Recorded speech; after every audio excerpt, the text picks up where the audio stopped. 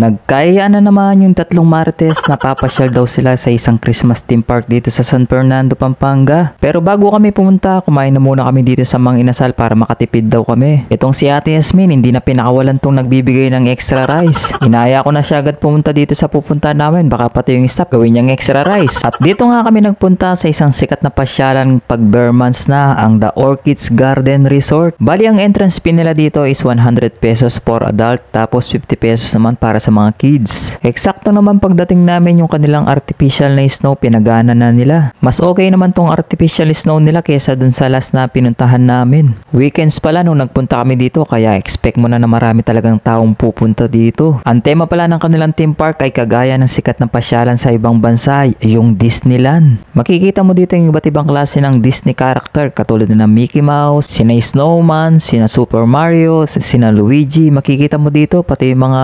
Marvel superhero. Ito naman yung kanilang iconic na castle katulad sa Disneyland. Pagpasok mo naman dito sa kanilang main entrance, makikita mo na agad yung napakaganda nilang meteor shower rainfall light. Dumaan din pala kami dito sa isang tunnel na ang kulay ng Christmas light nila is blue and white. Paglabas mo nga dito, para kang nasa loob ng palasyo ng Disney character na The Frozen. Kung mapapansin nyo guys, yung dalawang pool area nilang malalaki dito, na drain nila at ginawa nilang pasyalan para sa mga bata. Naglagay sila dito ng madaming Christmas tree tapos mga Christmas light na design. Dito rin ginaganap yung mga programa nila about sa mga Disney cartoon character nila, katulad ng mga Disney princess. Pagdating nga namin dito, si Elmo naman nang nakasalang sa programa nila.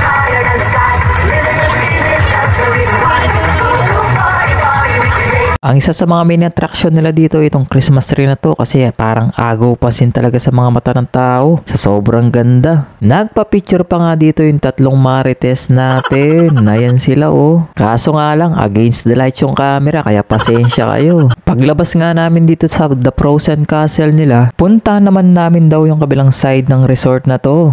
Kaya tara na. Meron din pala sila ditong malawak na kainan. Kung nagugutom na kayo at napagod kayo sa kakalakad dito sa kanilang garden, ayan, ang daming pagkain dyan. Ikaw na lang pipili. Habang naglalakad ka nga dito, talaga makikita mo yung napakaraming Disney character. Pati si superhero na Wonder Woman, oh, nandyan din. Itong theme park na to ay suggest talaga para sa mga bata, kasi lahat na makikita mo dito is pambata talaga. At para naman sa mga matatanda, syempre mag-picture taking ka na lang dyan sa mga magagandang view at background. Sa loob lang ng isang oras guys, malilibot mo na yung kabuuan ng theme park ng The Orchids Garden Resort. Depende na lang talaga sa inyo kung magtatagal kayo sa isang lugar. Maliit lang naman kasi itong The Orchids Garden Resort. Pag weekends pala guys, ang main event nila dito is yung kanilang fireworks. Alam ko nag-start yun ng 9 o'clock or 9:30. Ang kaso nga lang kami, dumating kami dito ng 6:30 ng gabi. Kaya alas 8 pa lang ng gabi, nalibot na namin ang buong The Orchids Garden. Kaya hindi na namin hinintay yung fireworks nila kasi may pupuntahan pa kaming isang lugar. Pero bago mo tapusin ang video to, pakifollow naman po yung aking Facebook page para lagi kang updated sa aking mga mini vlog. At huwag mo na rin kalimutang i-like and share ha. Ang next daw namin pupuntahan ay ang Lala Garden Cafe. Kaya abangan nyo. Salamat!